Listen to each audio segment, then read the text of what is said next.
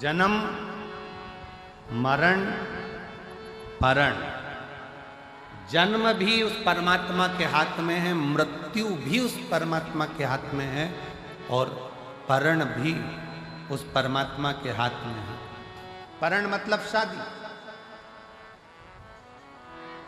Doctor ने कह दिया कि बहू की डिलीवरी होगी, इतने तारीख को होगी, मालूम पड़ा दर्द आने लगे, 2 महीना 3 महीना 1.5 महीना 1 महीना 15 दिन 6 दिन 5 दिन पहले हो गए या 5 दिन बाद। लोगों ने देखकर कह दिया था तुम्हारे लड़की की शादी बस इस साल हो जाएगी, मालूम पड़े 1.5 साल निकल गया, शादी नहीं पक्की। विवाह पक्का नहीं।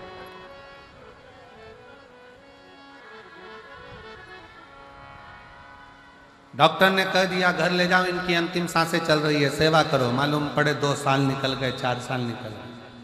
और किसी ने देखकर कहा था कि इनकी उम्र बहुत लंबी है, मालूम पड़ा कोरोना आया और प्राण छूट गए, किसको मालूम। जन्म मरण परण ये 3 शिव के हाथ, आपके और हमारे हाथ में नहीं है। चाहे किसी को कुछ भी बता दो, कैसे भी अच्छा कर्म करते चले, श्रेष्ठ कर्म।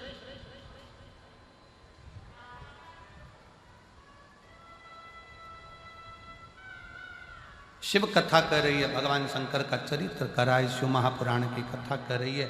समय बताकर नहीं आएगा, सांप बताकर नहीं आएगा, संपत्ति बताकर नहीं आएगी, समय बताकर नहीं जाएगा, सांप बताकर नहीं जाएगा, संपत्ति बताकर नहीं जाएगी कि कब जा रही है, कब आ रही है, कैसे आ रही है, कैसे। इसलिए समय का सदुपयोग करो, संपत्ति का सदुपयोग करो। सदुपयोग आया उसका उपयोग। एक कितना सुंदर संवाद शिव महापुराण की कथा में आता है। एक बार श्री देवऋषि नारद भगवान विष्णु के पास पहुंच गए।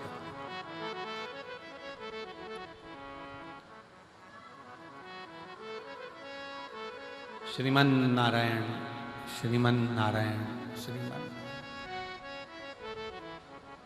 और देवऋषि नारद भगवान विष्णु के पास में गए तो भगवान विष्णु से कहा, प्रभु मनुष्य के पास कब समय अच्छा आता है, कब बेकार आता है, उसको मालूम नहीं पड़ पाता है। कब उसे संपदा मिलेगी, कब नहीं मिलेगी, उसको ज्ञात नहीं हो पाता।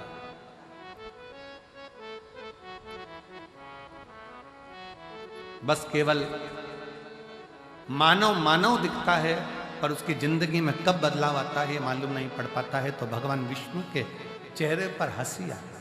भगवान ठाका लगाकर हंस मुस्कुरा।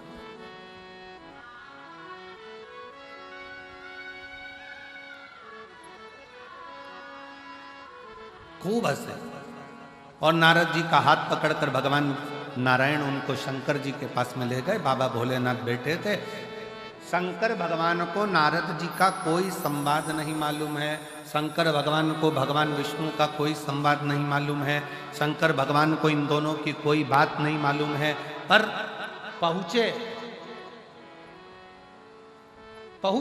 और पहुंचते से भगवान शंकर हंसना प्रारंभ हो गया, शिवजी मुस्कुराना प्रारंभ हो गया। नारद जी से सहन नहीं हुआ। नारद जी ने पूछ लिया, प्रभु हमने ना तो हमारी बात आपने सुनी, ना भगवान विष्णु की बात आपने सुनी, और आप हंस रहे, आप मुस्कुरा रहे, इसका कारण क्या? भगवान शंकर ने कहा, नारद मैं जानता हूं कि तुम क्या पूछना चाहते हो, कि संसार सागर में सब एक जैसे नजर आते हैं, पर ना जाने किसका ग्रह किसका समय कब बदल जाए और कौन कहां बैठ जाए, इसका भरोसा नहीं किया जा सकता, इसका भरोसा नहीं किया जा सकता।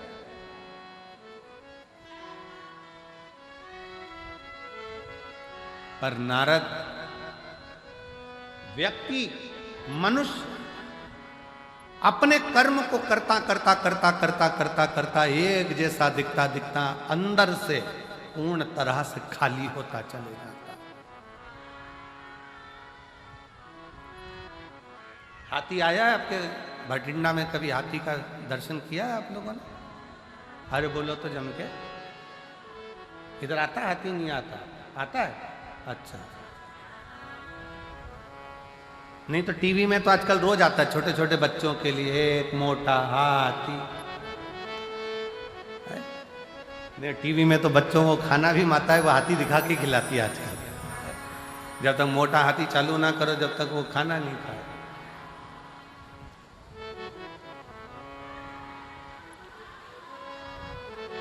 हाथी देखा होगा। हाथी को बेल का फल, यहां क्या बोलते हैं उसको? बेला। हाथी को अगर बेल का फल दे दिया जाए खाने के लिए तो हाथी उसको फोड़ के खाता है क्या? जम के बोलो जरा। नहीं, हाथी क्या करता है? उस बेल के फल को सूंड में लेकर मुख में उतार कर पेट में रख ले।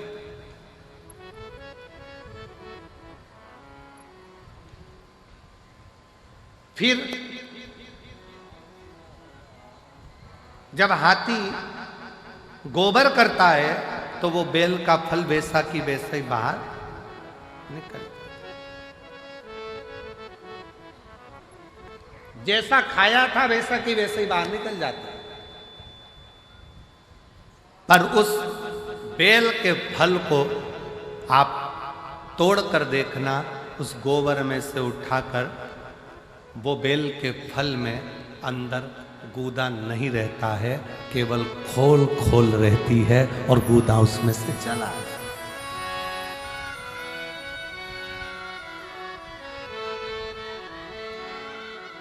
बेल का फल वैसा की वैसा ही। हाथी को जो बेल का फल तुमने खिलाया, बेल फल जो तुमने खिलाया, वो बेल फल हाथी ने खाया। खाने के बाद हाथी उस बेल के फल को खा लिया। गोबर में वो बेल वैसा की वैसा ही जैसा तुमने खिलाया था, एक दिन दो दिन में वो निकल गया। पर उस बेल के फल में अंदर जो गुर्दा रहता है, बेल के फल के अंदर जो गुर्दा भरा होता है, वो गुर्दा पूरा की पूरा खाली था, केवल खोल खोल थी और अंदर कोई गुर्दा नहीं, कोई गुर्दा नहीं। भगवान शंकर कह रहे हैं, नारद, जैसे केवल खोल रह जाती है और हाथी का पाचन क्रिया से वो गुर्दा बाहर निकलकर हाथी उसको पचा लेता है, उसी तरह संसार सागर में जब मनुष्य आखिरी में इस संसार को छोड़कर जाता है तो केवल एक खोल रह जाती है, बाकी का तो जो परमात्मा का था वो परमात्मा में विलीन होता है। परमात्मा का परमात्मा में मिल गया, भगवान का भगवान में मिल गया, परमात्मा का परमात्मा में समाहित हो गया।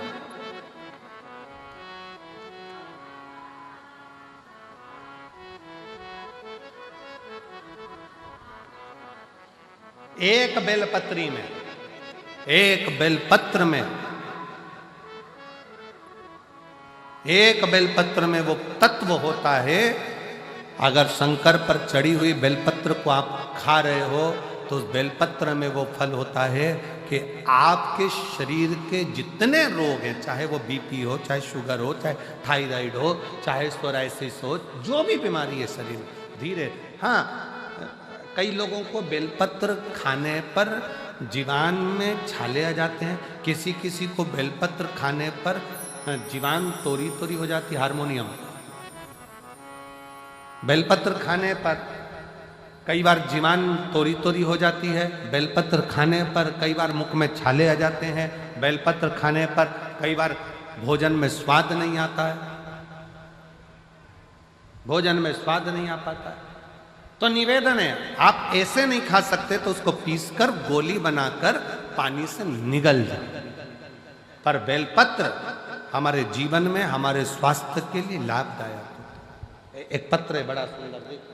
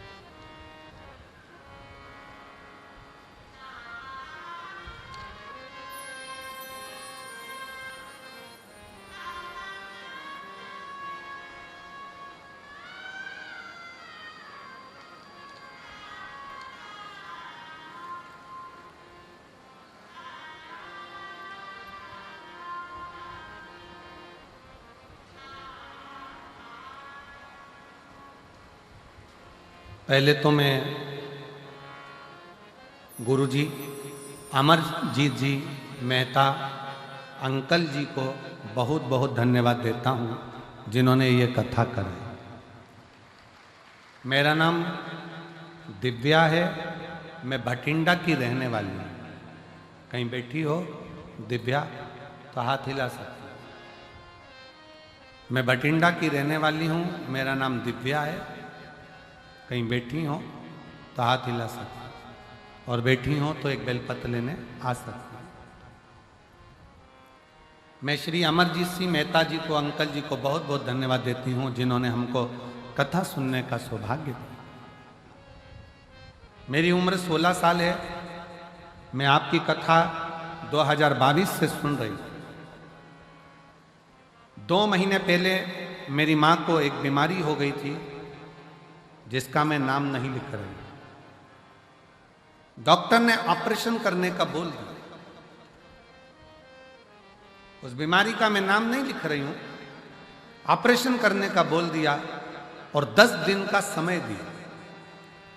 जब 10 दिन का समय मांगा, डॉक्टर ने बोल दिया ठीक है आप 10 दिन के बाद ऑपरेशन कराओ। ऑपरेशन का तारीख निकाला गया और मेरे घर के लोगों ने 1 लोटा जल और एक बेलपत्र का प्रयोग करना प्रारंभ करा। 10 दिन बाद ऑपरेशन था। शिवजी पर चढ़ा हुआ जल और बेलपत्र 10 दिनों तक देना प्रारंभ करा।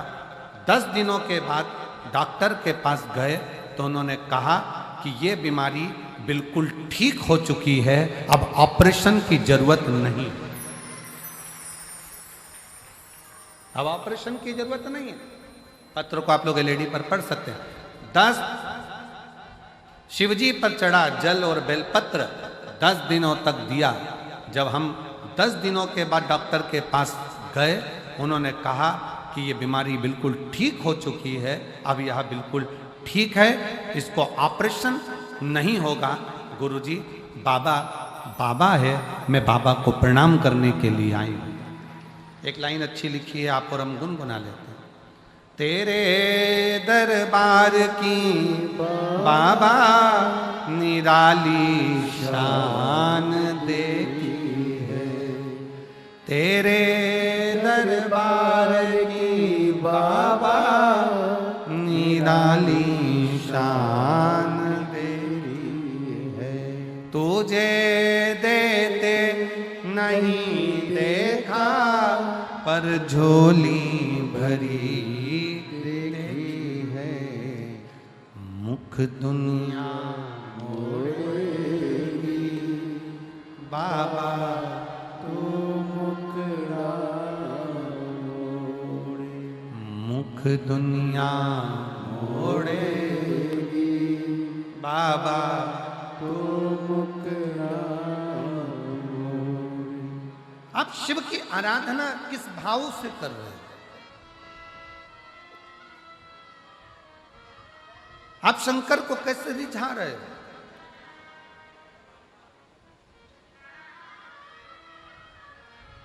मेरी जीजियों, शिव के मंदिर में केवल 1 लोटा जल देने के लिए मत जाओ। शिव के मंदिर में अगर जाओ तो लोटा भर जल के साथ में अपना दिल भी बाबा को देकर आओ तो समझो कि तुम्हारा कार्य सफल हो।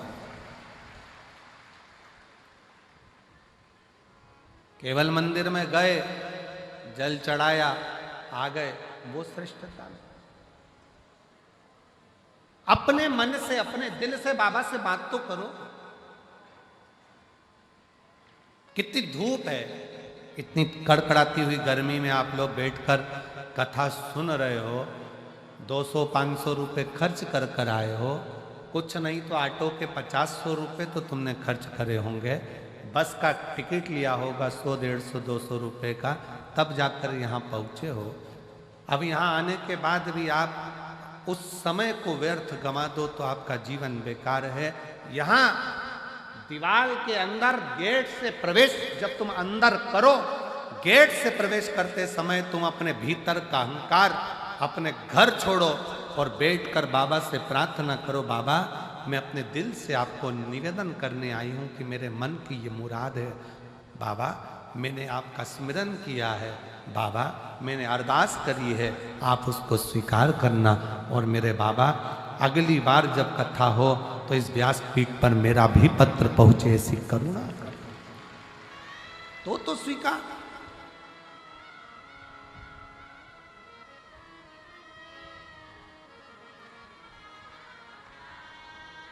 शिव पर करा भरोसा टूटता नहीं है। पक्षी और मनुष्य में एक बड़ा अंतर है। पक्षी और मनुष्य में एक सबसे बड़ा अंतर है। पक्षी अपने साथ के पक्षी को उड़ाने का प्रयास करता है और मनुष्य उड़ता हुआ व्यक्ति को गिराने का प्रयास करता है। इन दोनों में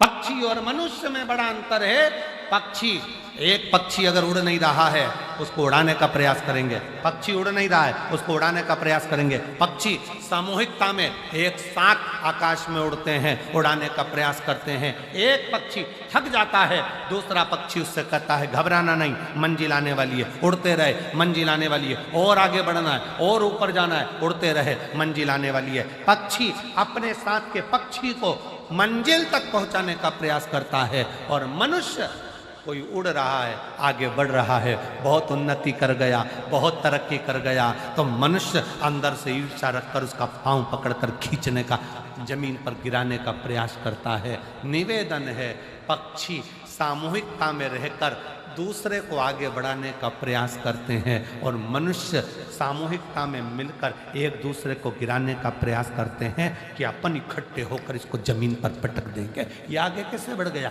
ये तरक्की कैसे कर गया, ये कुर्सी पर कैसे बैठ गया, ये सिंहासन पर कैसे बैठ गया, ये आगे कैसे बढ़ गया, इसके पास पद कैसे आ गया, इसके पास पैसा कैसे आ गया, इसके पास प्रतिष्ठा कैसे आ गई। उसको दिखता नहीं है कि उसने पूर्व में मेहनत कितनी करी है। उसको दिखता नहीं है कि उसने संघर्ष कितना करा। बस गिरा रहा।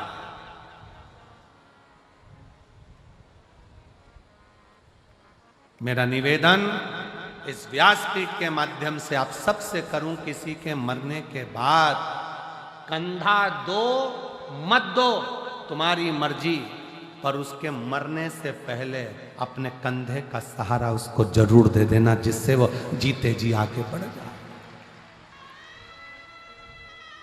जीते जी आगे।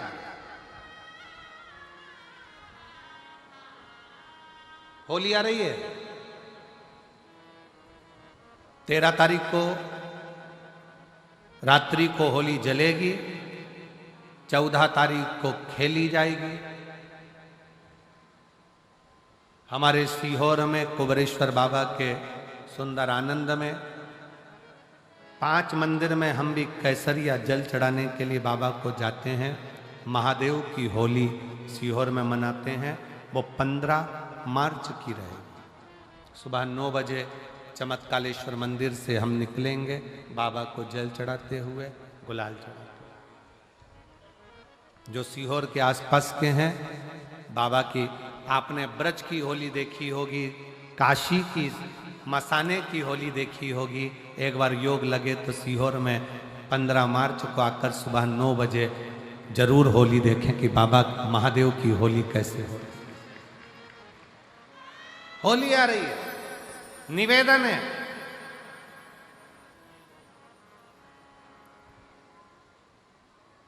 अगर किसी को कलर लगा रहे हो, रंग लगा रहे हो, या किसी को रंग में डुबो रहे हो, या किसी को रंग लगा रहे हो, तो प्रार्थना निवेदन, उस रंग को लगाते समय, उस रंग को लगाते समय प्रार्थना निवेदन है, उस रंग को लगाते समय इतना विचार जरूर करिएगा कि भगवान को, रंग लगाते समय इतना विचार जरूर करिएगा कि, रंग लगाते समय इतना विचार जरूर करिए कि हम जिसको रंग लगा रहे हैं, हम जिसको रंग लगा रहे हैं, इतना विचार जरूर करना कि इसके साथ जिंदगी में हम कभी अपना रंग बदलेंगे नहीं। इसको और गहरा करते जाएंगे, करते जाएंगे और करते जाएंगे। शंभु शंभु शंभु शंभु शंभु शंभु शंभु, हम और गहरा करते चले जाएंगे और लगाते।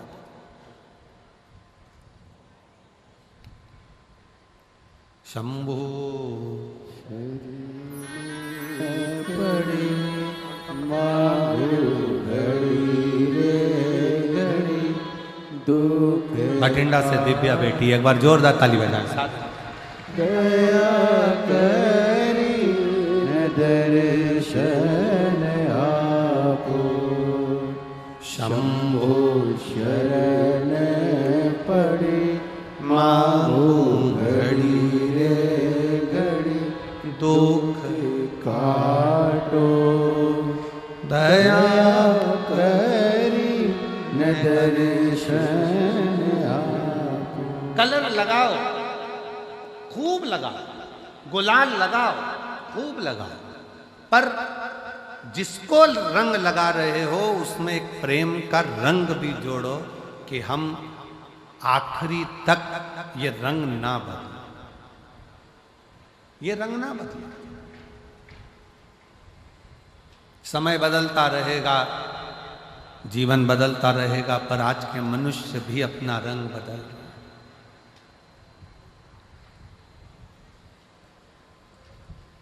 जीवन का कोई ठिकाना नहीं, मनुष्य देह का कोई ठिकाना नहीं।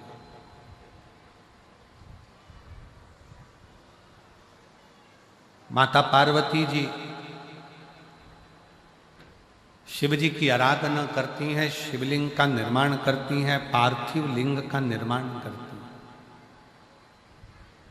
पार्थिव लिंग का कल एक बहन ने पत्र लिखा, हम अमरजीत सिंह मेहता जी के यहाँ जहाँ हम रुके हुए हैं वहाँ वो पत्र है हमारे कब्ज। उसने पत्र में लिखा कि गुरुजी, हम पंजाब के गांव में रहते हैं और उस गांव के अंदर शंकर का मंदिर नहीं है, शिव का शिवालय नहीं। अब हम जल कैसे चढ़ाएं, या भगवान से हमें अरदास करना हो, प्रार्थना करना हो, विनती करना हो तो कैसे करें? हमारा निवेदन है, जरूरी नहीं है कि आप मंदिर ढूंढोगे, जल चढ़ाने जाओगे। आप तो एक लोटा जल अपने बगीचे में, अपने घर में पौधा हो, वृक्ष हो, कोई गमला हो, उस गमले में भी अगर मिट्टी का ढेला उठाकर एक लोटा जल अगर आप उस पर समर्पित कर रहे हो तो भी वो शिव स्वीकार कर रहा है।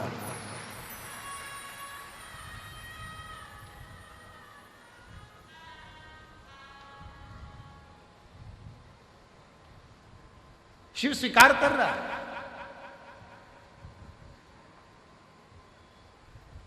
भगवान शंकर उसको स्वीकारेंगे।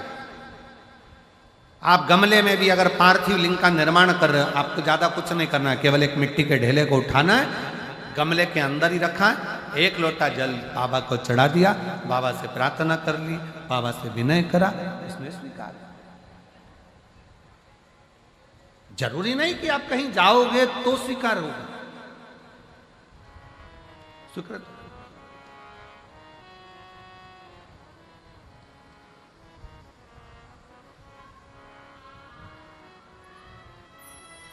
आपने दिल से, हृदय से शिव को कहा, शिव ने स्वीकार। शिव को कहा और शिव ने स्वीकार किया। आ जाइए, आ जाइए, क्या हुआ है? आ जाओ।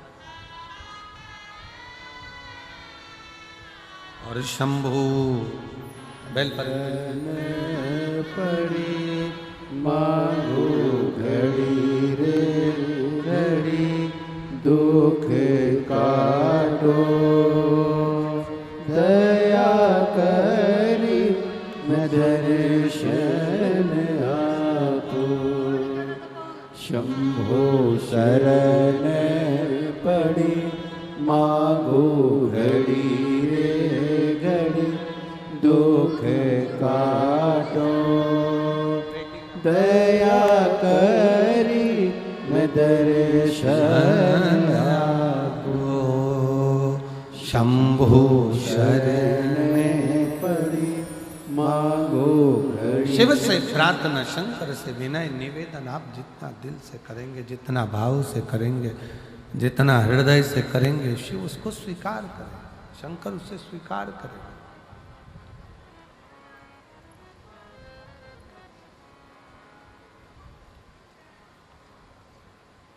आप केवल उसको भाव से पूछिए, आप उसको दिल से निवेदन करिए, आप दिल से उसको कहो। पार्वती जी ने पार्थिव शिवलिंग का पूजन करा, पार्थिव शिवलिंग की आराधना करी, पार्थिव शिवलिंग की विनय करा, निवेदन करा, अर्चना करी। और पार्थिव शिवलिंग का पूजन माँ पार्वती जी करती हैं। भगवान शंकर पार्वती जी की परीक्षा लेते हैं, बार बार लेते हैं।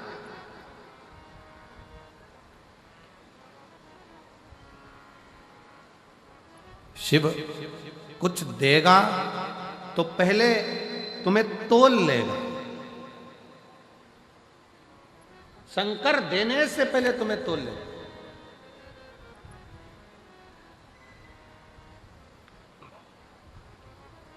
थोड़ी परीक्षा ज्यादा देना पड़ सकती है। आप में से कई लोग हैं जिनके मन के बहुत सारे प्रश्न होते हैं, उसमें से एक प्रश्न कई लोगों का होता है कि बताओ, जो भगवान को ज्यादा भजता है दुख उसी की किस्मत में ज्यादा लिखा होता है। पड़ोसी 2 अगरबत्ती नहीं लगाता, और पड़ोसी जब 2 अगरबत्ती नहीं लगाता और भगवान ने उसकी किस्मत में सुखी सुख लिख दिया, उसका तो गाड़ी ने, बंगला ने, जमीन ने, जायदाद सब भगवान ने दे दिया, और हम भगवान को पूछते हैं, भगवान ने हमको दुख ही दुख दे दिया। ए भाई, ये विचार अपनी बुद्धि में लेकर मत आओ, बल्कि ये विचार लेकर आओ कि सोने को जितना तपाया जाएगा, जितना तपाया जाएगा, सोना उतना उतना निखर कर आएगा, और निखर कर आएगा तो क्वालिटी अच्छी बनती चली जाएगी। निखरने दो।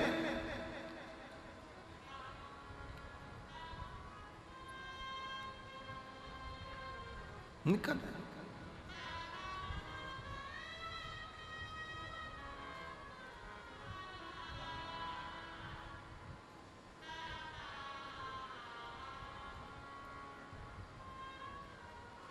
आप जितना निखार सकते। बाबा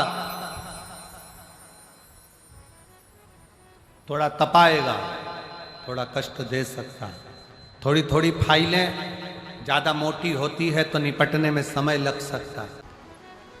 पार्वती मैया भगवान शिव की आराधना करती हैं और भगवान शंकर पार्वती जी को प्राप्त होते हैं।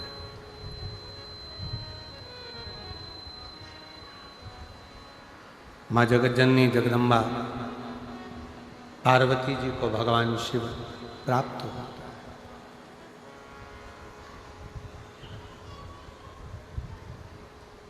बहुत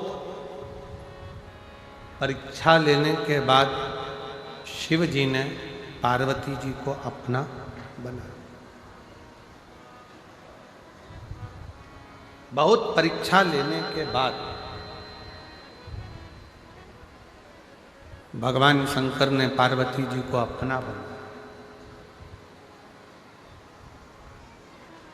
मृत्यु लोक में जन्म लेने के बाद हर पल हर घड़ी जब भगवान परीक्षा ले तो समझ लेना कि वो अपना बनाना चाहता है, इसलिए वो तुम्हें तपा रहा है, थोड़ा संघर्ष करा रहा है।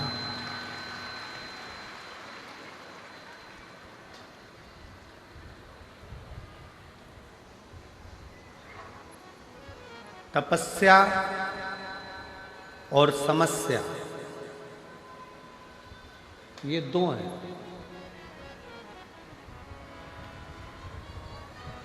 तपस्या और समस्या।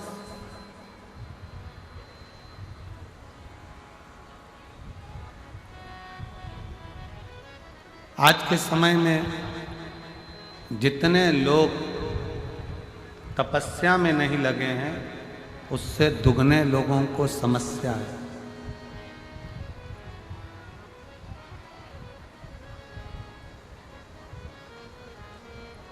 संत, साधु, सन्यासी, तपस्वी, साधक, उपासक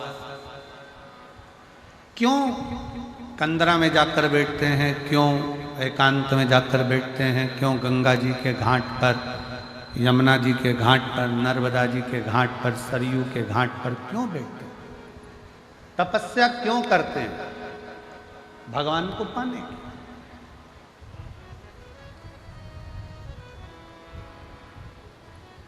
पर हो सकता है हमारी बात का लोगों को बुरा लग जाए, क्योंकि हमारी बात का लोगों को बुरा जरा लगता भी ज्यादा जल्दी।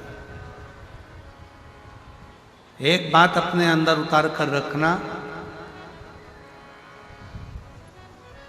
बड़े से बड़े संत से भी बड़ा आज के जमाने में घर में रहने वाला एक व्यक्ति है, जो समस्या में घिरे होने के बाद भी कम से कम 2 मिनट बैठकर भगवान को याद तो कर रहा है। इतना भी बहुत